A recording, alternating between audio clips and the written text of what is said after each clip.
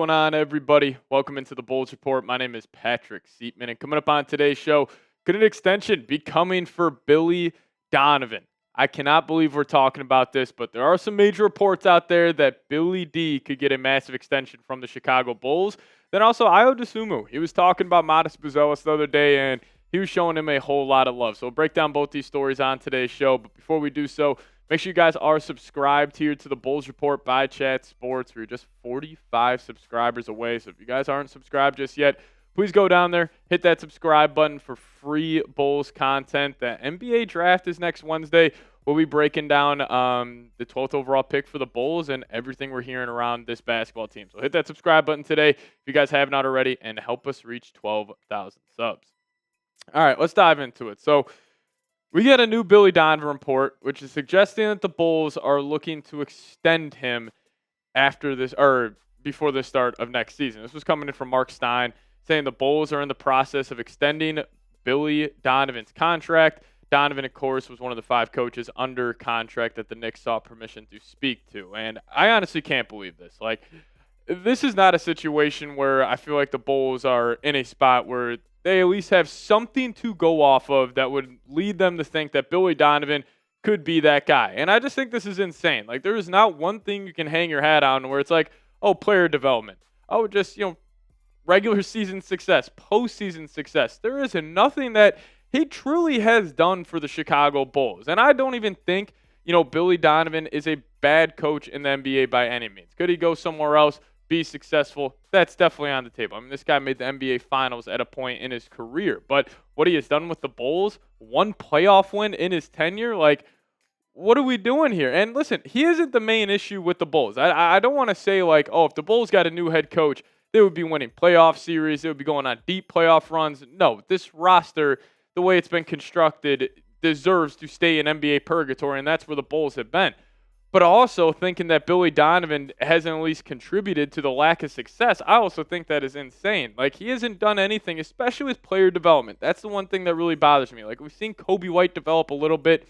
Like, even his refusal to play Matas Buzelis at the first half of last season, he was playing Torrey Craig, Patrick Williams. I mean, Patrick Williams is the best example of, Billy Donovan not being able to develop these guys. But I understand he isn't the main issue. But come on, why would we extend him? And if you start looking here at the longest tenured NBA coaches, Billy Donovan's number 3. And is behind 2 of the greatest NBA coaches of all time, and Eric Spoelstra and Steve Kerr.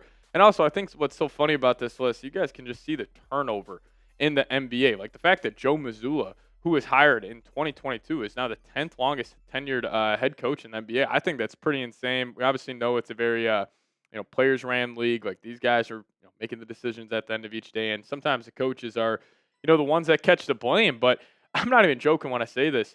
I think Billy Donovan might have something on ownership. Like, maybe he saw something behind the scenes and they don't want to get rid of him, and then there's a lawsuit or something. But I just can't look at and just try to find just one thing that this Bulls front office and this Bulls ownership is looking at where it's like, okay, that was super successful for Billy. Hopefully he can continue that, and like right there is going to be our breakthrough. There has been nothing that he has shown that he deserves to be the head coach. And it's just a funny situation because, like, I wish I could get up on here and get, like, absolutely fired up about this and be like, oh, the Bulls, they're making a mistake by considering this. But, like, apathy is starting to set in.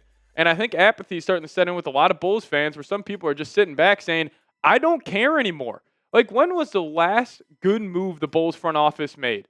It's not the Josh Giddey, Alex Caruso trade, especially after watching Caruso drop 2 20-point games in the NBA Finals. He looks like one of the better players out there on the court every single game. And I understand Giddey, he had some cool moments for this team, but like, you really think about what was the last good move this team made. You can't think of it since 2021, that free agency period when you brought in Lonzo, you got DeRozan, but since then, that was 4 years ago, there hasn't been one thing that they have done well. But maybe one thing that they have done well is, Matas Buzelis. We'll talk about him here in a second. But let me ask you guys this. What say you? Should the Bulls extend Billy Donovan? Maybe you guys disagree with me. Please give me your argument down below in the comment section. But give me a Y for yes. Give me an N for no. If you guys think the Bulls should be extending Billy Donovan, I assume we'll get this report of, the final extension here probably before the NBA draft, which is crazy to say. But you guys let me know. Should the Bulls extend Billy D? All right, so Ayo was talking about Matas Buzelis on a podcast recently. Honestly, I should have led with this. This was a more of a positive news story instead of the negative about Billy Donovan getting extended. But this is a positive one. Ayo was talking about his running mate, Matas, and this is what he had to say. Matas is a hard worker, a tremendous worker. He loves to work. I have high praises for him, high expectations for him. I'm seeing him in person, him getting stronger. He's starting to realize how strong he is and how he's able to dominate. I know Giannis is a Hall of Famer, top 20, top 30 player of all time, but Matas has a chance to really dominate the game like that because he's 6'10", 6'11", and he continues to get stronger, continues to get in the weight room. He's only going to get bigger. So I think he's going to continue to grow gradually, like in that terms of him being able to finish, rebound, and being able to just dominate the game, and that's definitely going to show. I couldn't agree more with Ayo.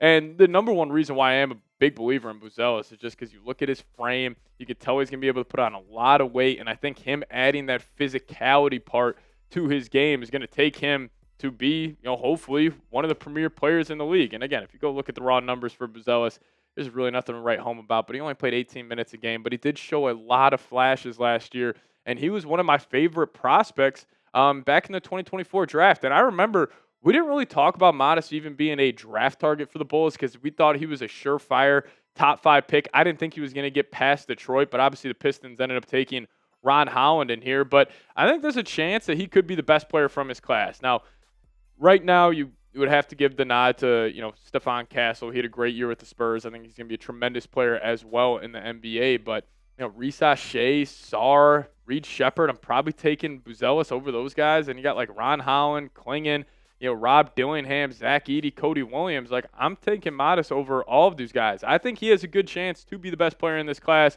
And I got 5 things I want to see him develop. And, number one, for me personally, I think a back-to-the-basket game would be huge for Buzelis. Like, remember LeBron running that short post-up area back in his days, with the Cavs, Heat, and then back with the Cavs again, where he would just dominate the game from that spot. But even we have seen, like, even smaller guards get in the post, like a Jalen Brunson, live out of there. I really want to see him develop that because he is an underrated playmaker. And if he adds more weight on his frame and he gets the defender on his, on his hip, he can either just go make a move if they're playing one-on-one or he can kick it out to an open shooter. So hopefully he'll develop that. I'm assuming he will, just considering his archetype. I think that's just in the developmental plan for the Chicago Bulls. But number 2 for me is just an improved jumper and just a more consistent jumper. I was actually impressed with his jump shot this season. Shot 36% from beyond the arc, but still, with him just getting more shots up, like, can you maintain that efficiency? He wasn't taking a whole lot of threes per game, but if he ends up getting to like 5, 6, 7 3-pointers a night, can he, maintain that 36% efficiency? If he can do that,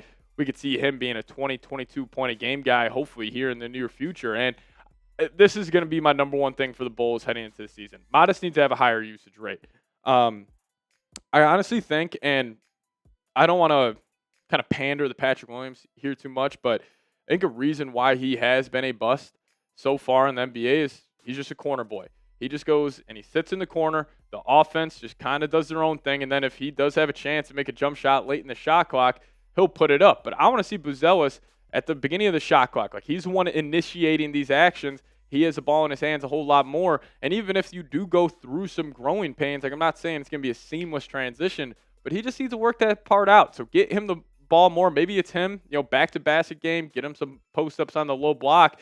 And also, this is just going to happen naturally with him getting older and being in the NBA weight room. I don't really have any concerns about this, considering he's kind of got like an upside-down Christmas tree frame where it's just very broad shoulders, tight around the hips. So I think he is going to be able to put on a lot of good muscle. He already kind of has. Like, we saw it from the beginning of the season to where he is now. Even he was hopping on Ayo's stream the other day, and you can really see he's adding a lot of muscle on that frame. So just continuing to do that, but also with the bigger frame, add that to your game. Like, get to the bump fades. When you're driving to the rack, be able to push a big guy off you. Like, he is 6'10", he is 6'11". If he can get up to 225, 230 at a point in his career, he's going to be a physical force out there on the basketball court. And I think that gets me to this. Improve midi game, because we do add a bigger frame. You can get to those bump fades, just get comfortable. And I will say with Buzelis, and why I do love his jumper, he gets the same release point every single time, and I think that would translate just over time in the NBA once he gets more comfortable, navigating pick and rolls, getting to his spots. You can just get to that release point, always seeing his back iron. So I cannot wait to see Matas Buzelis this season. Bulls just got to give him the ball more. You got to get him more looks. That's how these guys develop. Like, you can put in all the work in the offseason. You can work on your game, but if you're not, getting game action, it's going to be tough to develop. So let's show him some love to close out today's show. Type those 14s down below in the comments section. We'll see you guys next time. As always, go Bulls.